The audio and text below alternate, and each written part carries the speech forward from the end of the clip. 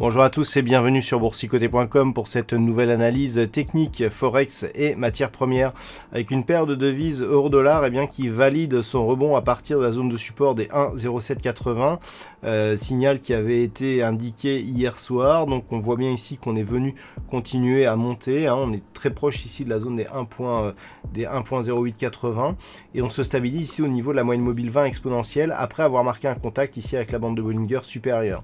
Donc clairement on est en train de rebondir ici sur le bas du range pour se stabiliser ici sur la partie médiane, ce qui valide la tendance neutre dans laquelle évolue la paire de devises euro-dollar depuis le début du mois d'avril. Donc on reste neutre ici et sans perspective directionnelle sur cette paire de devises.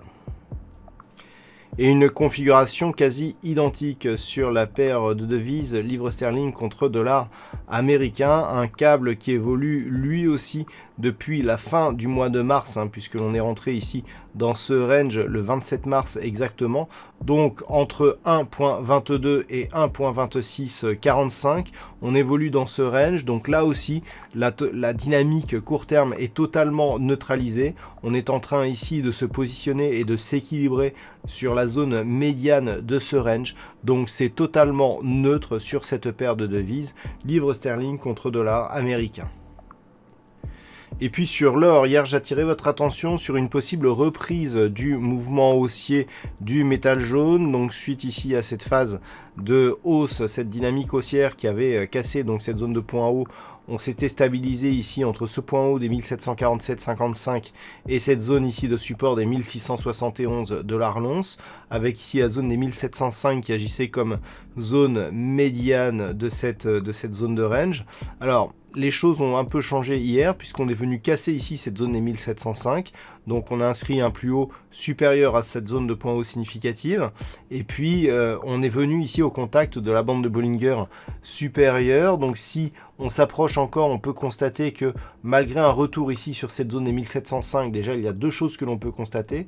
D'une ici, c'est que la moyenne mobile 20 exponentielle pour l'instant agit comme zone de support sur l'évolution des cours et que la zone des 1705 fait de même. Donc tant que cette configuration est respectée, à savoir support ici sur cette moyenne mobile et sur cette zone horizontale, on reste dans une perspective plutôt haussière dont l'objectif est de poursuivre ici le mouvement haussier en direction de la prochaine zone de résistance liée au précédent point haut significatif des 1747,55 puis une poursuite en direction ici des 1790 $ l'once.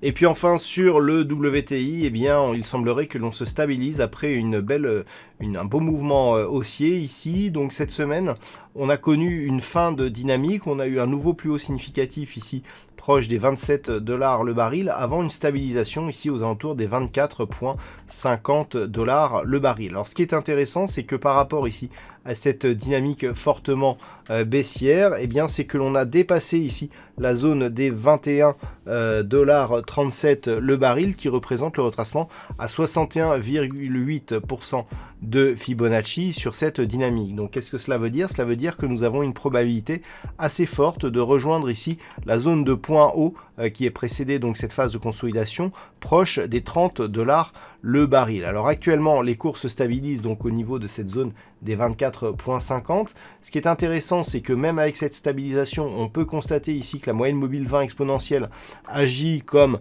un support sur l'évolution actuelle. Donc on a ici une phase de temporisation.